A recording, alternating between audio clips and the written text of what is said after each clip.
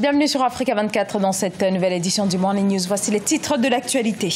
À rentrée parlementaire au Togo ce 2 avril, le programme appuie au plan national de développement référentiel de la politique économique du gouvernement, un plan qui s'étale sur les années 2018-2022.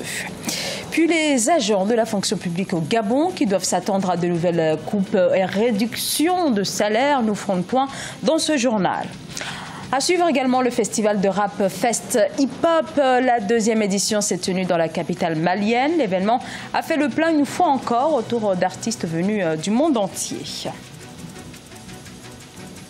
Mais avant de développer ces titres, la visite du secrétaire général de la CEAC, la Communauté économique des États de l'Afrique centrale en Centrafrique. Un représentant spécial des Nations Unies est également sur place. Déplacement au sujet de l'accord de paix de Khartoum, toujours l'objet de contestation. Document signé le 6 février dernier entre le gouvernement centrafricain et 14 groupes armés qui contrôlent une large partie du territoire.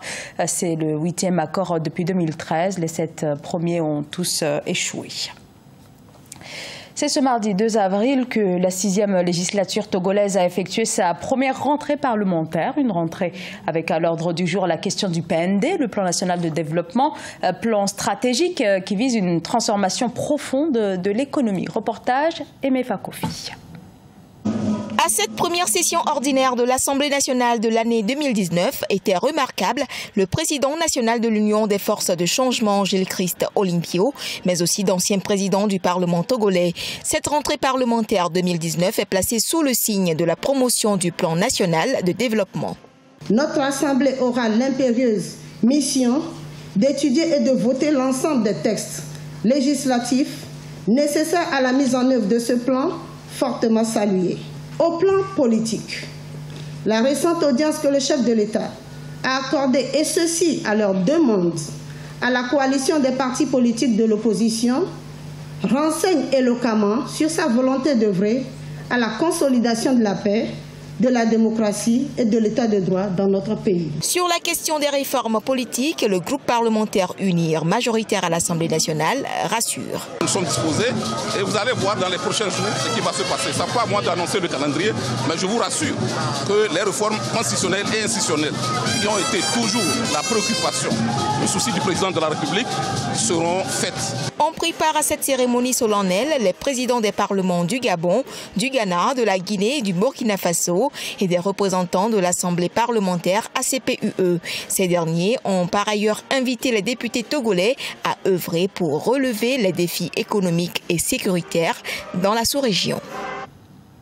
En Algérie, plusieurs chefs d'entreprise proches du pouvoir sont poursuivis par la justice. Ils sont soupçonnés de malversation. Ils sont 12 dans le viseur du parquet général d'Alger. Une enquête préliminaire a été ouverte et confiée à la gendarmerie nationale. Ali Haddad, riche homme d'affaires et ancien président du FCE, l'organisation patronale algérienne, figure parmi ses personnalités. Ces poursuites interviennent après la démission ce mardi du président Abdelaziz Bouteflika. Départ après plus d'un mois de manifestations sans précédent et des pressions de l'armée.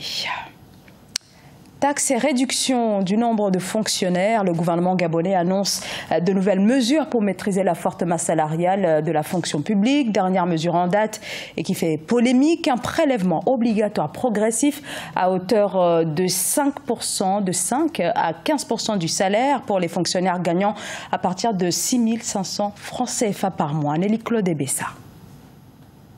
Les fonctionnaires gabonais considérés comme percevant de hauts revenus sont invités à la solidarité. En effet, le pays pourrait bientôt faire adopter au Parlement la loi portant contribution de solidarité sur les revenus, visant à prélever de 5 à 15% du salaire brut des agents dont l'émolument est à partir de 650 000 francs CFA. Concrètement, les fonctionnaires touchant entre 650 000 francs CFA et 1 500 000 francs CFA seront taxés à hauteur de 5% de leurs revenus, ceux se situant entre 1 501 000 francs CFA et 2 millions de francs CFA devront laisser 10% de leurs revenus dans les caisses du Trésor public. Enfin, ceux touchant 2 millions 1 francs CFA et plus devront contribuer à hauteur de 15%.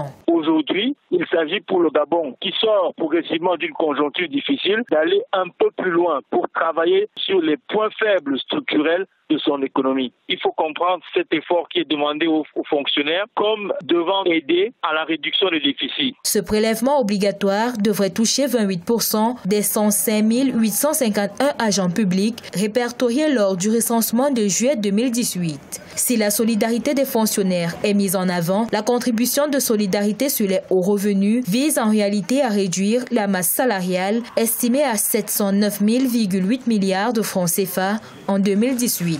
C'est une mesure macro, mais qui aura un impact microéconomique sur le pouvoir d'achat des individus visés. Effectivement, ces personnes-là verront une partie de leurs ressources amputées, mais l'effort global que l'État a à faire au niveau de sa masse salariale va être réduit. Un impôt de plus pour les fonctionnaires gabonais à mettre à l'actif des mesures d'austérité prises depuis juin 2018 par les autorités gabonaises afin de rationaliser les finances publiques.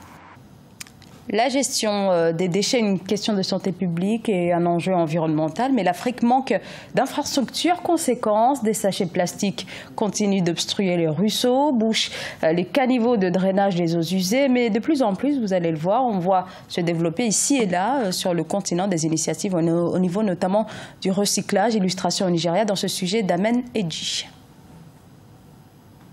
Au Nigeria, Fumi Adobi crée des produits décoratifs à partir de papier usagé. Elle fait du recyclage pour former des objets attrayants pour divers événements comme des séances photos, des anniversaires et des mariages. La principale histoire derrière ceci est pratiquement le recyclage. Au lieu de jeter le papier ou les vieux magazines, vous pouvez en faire des objets décoratifs pour votre maison. Il s'agit donc essentiellement de les réutiliser et de ne pas les jeter. Âgée de 29 ans, Adobi a commencé son métier en 2016 après avoir vendu une entreprise de confiserie.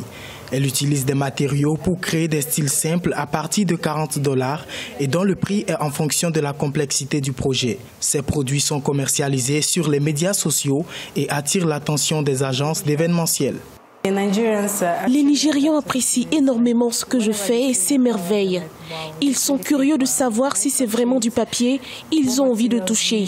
C'est la raison pour laquelle je forme les gens en leur faisant savoir qu'ils peuvent créer quelque chose de beau avec juste des journaux. Dans ce studio d'art à Lagos, au Nigeria, Fumi Adobi forme des étudiants à l'usage du papier pour créer des objets de décoration à partir du papier recyclé. Son objectif est d'expérimenter davantage de techniques de fabrication afin d'élargir ses services pour toucher davantage de clients dans le pays. La deuxième édition du festival de rap Fest Hip Hop s'est tenue à Bamako du 25 au 31 mars. Un événement marqué par des formations, des concours et concerts destinés aux amoureux des musiques urbaines. Mokhtar Bari était sur place. Le rap est le style musical qui draine le plus de foule dans les plus grands stades du Mali. Cette musique urbaine séduit la frange la plus jeune de la population, malgré les textes parfois sujets à polémique. C'est donc pour canaliser les adeptes de ce genre musical que le Festi-Pop Rapu Dogokun ou la Semaine du Rap a vu le jour en 2018. Il faut reconnaître même les artistes, tout le monde le dit, les rappeurs, ils te disent que leur concert ça commence à 18h, ils viennent à 4h du matin. Vous voyez, donc c'est pourquoi on s'est dit, bon, on va essayer de créer un festival, créer un cadre de rencontres, d'échanges, d'expériences et de contacts, voir comment on peut améliorer ce secteur qui peut être très utile aujourd'hui à la nation malienne et à la jeunesse malienne. Plusieurs artistes venus d'Allemagne, du Sénégal et du Mali partagent leur expérience autour des activités telles des formations en écriture rap et des conférences. L'objectif étant d'aider les artistes à véhiculer des messages à même d'apaiser les cœurs dans un pays en quête de paix durable. On voit Didier Awadi qui fait partie des plus grands rappeurs de l'Afrique francophone en tout cas, qui utilise Ben Aflo pour qu'il lui fasse des samples. Et dans l'album, il y a des samples de musique malienne et que c'est Ben Aflo, un beatmaker malien qui a fait les productions. Je pense que ça prouve qu'il n'y a plus de frontières. En attendant la 3e édition, ce festival sert de cadre d'expression aux jeunes pousses du rap malien en quête de visibilité. Ce journal a été réalisé par l'ensemble de la rédaction. Merci de votre fidélité. Dans un instant, une nouvelle édition de l'actualité sur Africa 24.